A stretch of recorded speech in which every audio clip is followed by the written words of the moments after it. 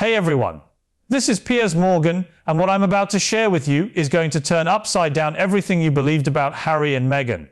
Just a few hours back, some documents came to light that exposed something truly remarkable.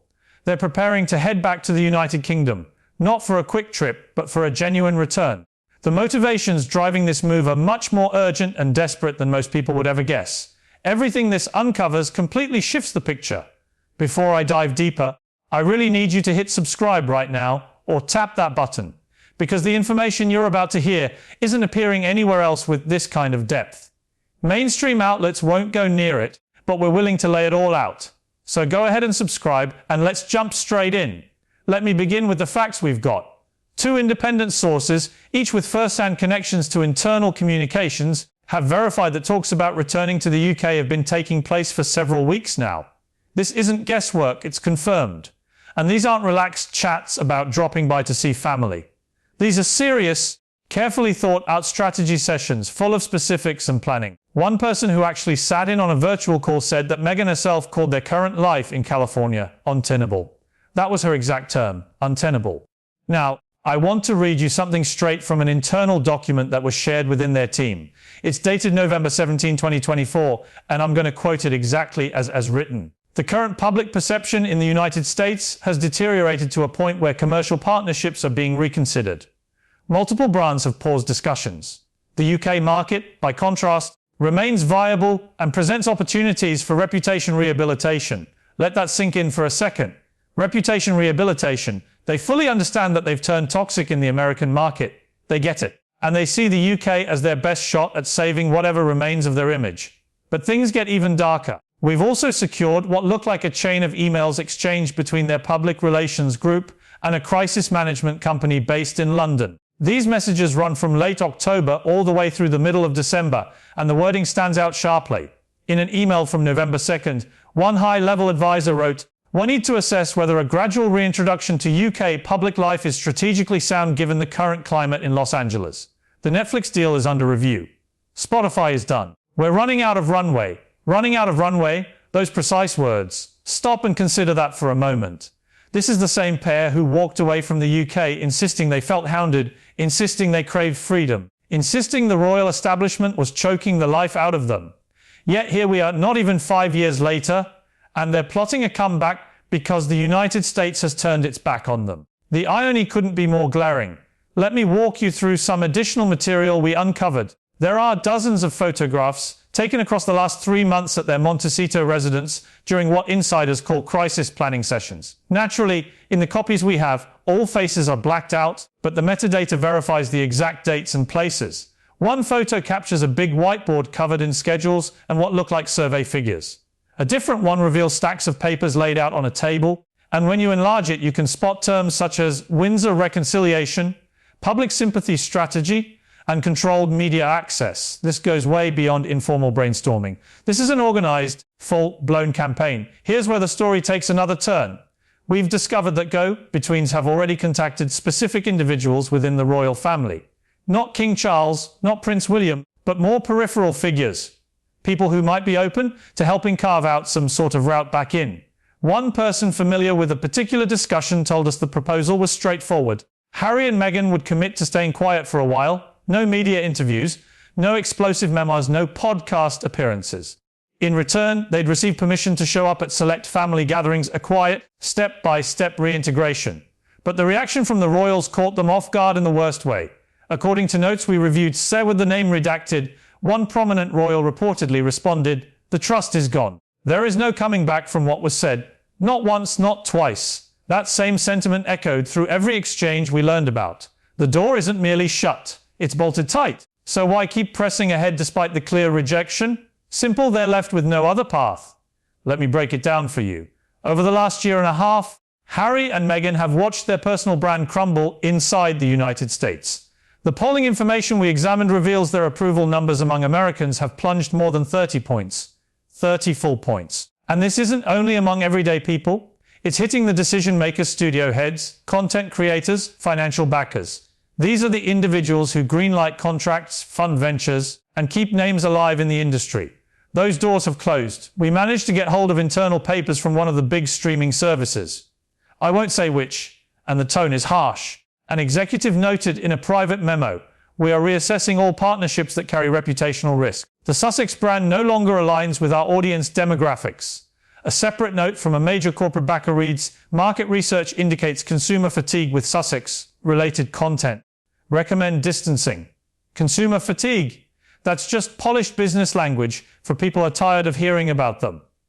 Let's step back and look at how America gradually turned against them. Because this shift didn't occur in a flash. It built slowly. It began with one contradiction after another. They demanded privacy, yet they sat for interview after interview. They said they wanted to fade from the spotlight, yet they kept inviting photographers and cameras. They condemned the royal family, yet they held tight to their Duke and Duchess titles. People in the US picked up on all of it, and hypocrisy doesn't sit well with Americans. Then came their creative output. The projects they promised would redefine them. Disappointing is putting it mildly. Netflix handed over millions, and the result was a documentary series that struck many viewers as overly self-focused and indulgent. Spotify signed them to a major podcast deal, yet Meghan produced almost nothing before the partnership collapsed entirely. And whenever a venture flopped, blame always landed elsewhere: the press, the palace, racism. Anything but their own decisions. Americans can forgive plenty, but they draw the line at those who cast themselves as victims while residing in luxury estates and collecting enormous paydays. That approach doesn't fly here. If you want compassion, you have to deserve it. They didn't. What truly finished them off in American eyes, though, was the non-stop criticism of the royal family. Here's the reality: Americans adore the British royals. They really do. The ceremonies, the grandeur, the deep history, it captivates people here. So when Harry and Meghan began dismantling it, going on Oprah with serious charges, publishing books, doing interviews that attacked his own relatives, most Americans didn't view it as courage. They saw disloyalty. Let me make this point very plain: whether the claims held truth or not isn't the issue.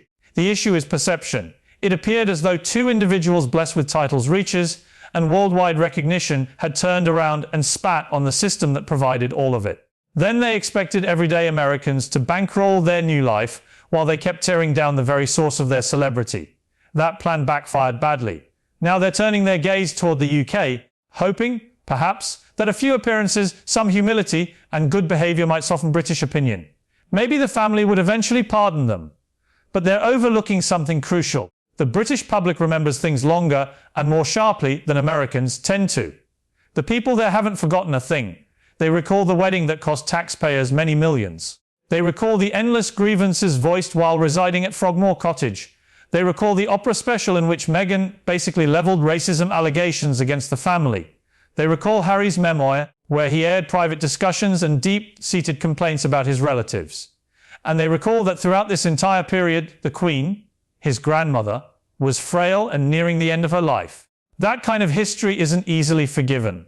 We've also picked up that a key element of their current approach centers on repositioning Meghan in particular. The numbers they've reviewed, and we've seen those numbers, point to her as the main source of the backlash, far more than Harry. The idea being floated is to keep her largely out of sight, let Harry step forward as the public representative of any return, allow him to handle the communication, and permit him to try repairing the damaged ties. That plan has a serious flaw, though. Harry personally destroyed many of those connections through his memoir, his televised conversations, his readiness to publicly criticize his brother, his father, and his stepmother in exchange for financial gain. Do you honestly believe William will overlook that? Do you think Charles will simply embrace him again after Harry publicly challenged his father's abilities as a parent, his character, and his life decisions? It won't happen. Still, they persist because alternatives have vanished. The fantasy of thriving in America didn't pan out. The Hollywood insiders who once welcomed them have shifted focus elsewhere. Contracts have evaporated. Invitations have ceased. They're left in their sprawling Montecito property, slowly grasping that they may have committed a disastrous error in judgment. Here's my take on what this truly concerns. It isn't family healing. It isn't genuine mending of relationships. It's about staying afloat, financially and in terms of public standing. Strip away the royal link, and who are they exactly? He's a former second-in-line prince without any official position. She's an ex-actress whose podcast never took off and whose lifestyle venture fizzled. As a pair, they serve as a warning about confusing celebrity with real depth or purpose. And now they're hoping to return. They're hoping Britain will offer a fresh start. They're hoping the family will pardon past wrongs. They're hoping the public will let it all slide.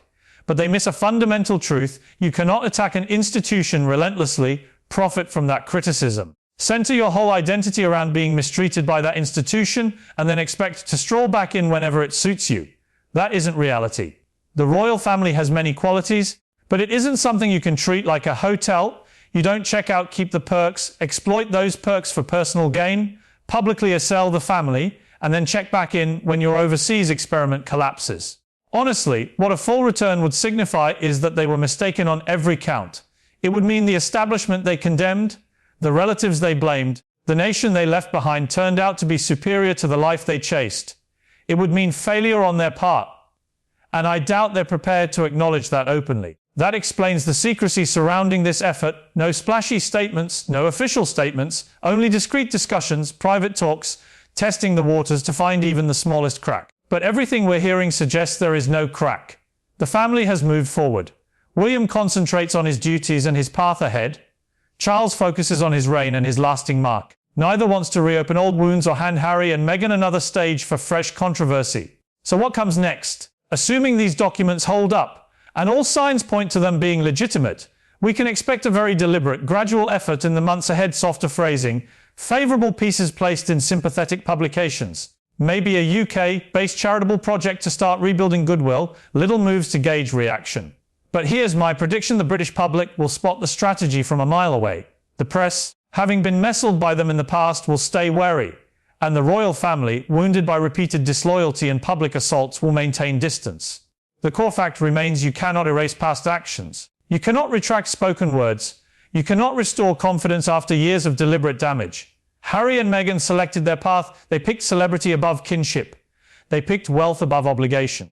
They picked California above the monarchy. And now they're discovering what countless others could have warned them about from day one: the grass on the other side isn't always better. Sometimes, once you destroy a connection, repairing it becomes impossible. This situation goes beyond a single piece of paper, one message, one snapshot, or one exchange. It reflects a consistent pattern of decisions, actions, and the inevitable results that follow. They desired independence, they received it. They desired liberty, they received it. Yet they're now confronting the price tag attached to that independence and liberty. Losing influence and standing. Ask yourself the obvious question: why at this moment? After all the statements they've made and everything they've done, why seek a return now? The reason is plain. America has lost interest. Opportunities are vanishing. The income isn't matching expectations. They're fading into the background, and the most heartbreaking aspect is that they once possessed it all. After the Queen, they ranked among the most admired royals. They enjoyed worldwide recognition, genuine esteem, a defined place. Yet they discarded every bit of it, convinced they could build something superior independently. They miscalculated. We'll soon discover whether Britain is prepared to extend another opportunity. My sense is they won't be. And honestly, why would they? Harry and Meghan created their own circumstances. Now they must live with the outcome. If that outcome keeps them in Montecito, surrounded by silence from contacts who no longer respond, then that's simply the result of the choices they made. Thanks for sticking with me through this.